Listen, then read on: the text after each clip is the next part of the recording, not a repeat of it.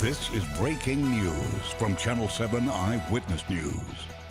Good morning. It's 7:23 on this Monday, February 23rd, and we do have breaking news. I'm Charlene Alacott. And I'm Pedro Rivera. Right now, we're on an AccuWeather alert as the snowstorm turns into a blizzard across our area. All the tri-state getting pummeled by snow, and we're not done yet. Not at all. Let's get a check with Nina Pineda. She is in Bergen County, where the conditions have gotten even worse. Nina. Yeah, we didn't think it could get worse because, you know, but between 4 and 5 and then between 5 and 6, my gosh, the wind just started picking up and the accumulation is just coming down really quickly. Every half hour, I am getting down to blacktop. And then look what happens.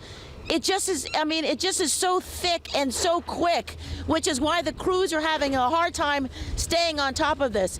About 5:45 we were with you, and then 6:30, and then look at it again. It's just so deep, which is why these guys are the only ones out. They're the only ones supposed to be out. That travel ban is still in effect until noon now, and only the plow guys, the DPW people, the emergency workers have been coming in and out of the 7-Eleven to get fueled up, to get their coffee, because it is dangerous.